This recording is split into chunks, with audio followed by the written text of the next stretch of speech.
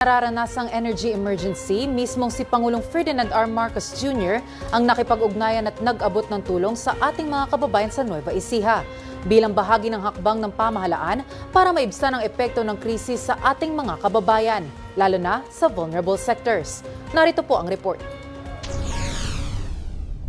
Damang-dama ang ginhawa ng ilang mamamayan matapos ang personal na pagbisita ni Pangulong Ferdinand R. Marcos Jr. Bilang tugon sa epekto ng energy emergency, mismong ang Pangulo ang nanguna sa pamamahagi ng libreng bigas sa mga ambulant vendor sa Palayan City, Nueva Ecija.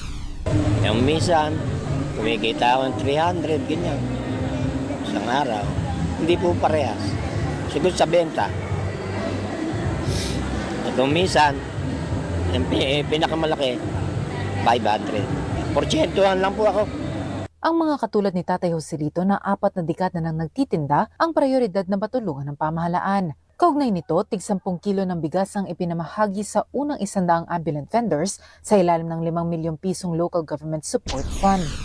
10 kilo sa aming maglola, mag-iina, 2 linggo na po sa amin yun.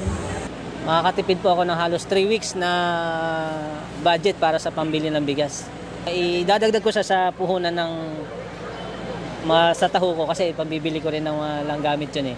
Hindi lang pamamahagi ng bigas ang pinagtuunan ng pansin ng Pangulo. Ininspeksyon din niya ang mga kadiwa outlets at nakipag-ugnayan sa mga vendor upang tiyakin ang supply at presyo ng mga pangunahing bilihin. Samantala, bumisita rin ang punong ekutibo sa Palayan Township upang silipin ang estado ng Expanded Pambansang Pabahay para sa Pilipino o 4PH project. Layunin nito matiyak na may disenteng tira ng mga benepisyaryo kasabay ng suporta sa kanilang pang-araw-araw na pangangailangan. Inaasang lalawak pa ang pamamahagi ng libreng bigas na aabot sa humigit kumulang 11,000 benepisyaryo sa Palayan City sa mga susunod na araw. Para sa totoong balita sa Bagong Pilipinas, Sofia Potenciano, Congress News.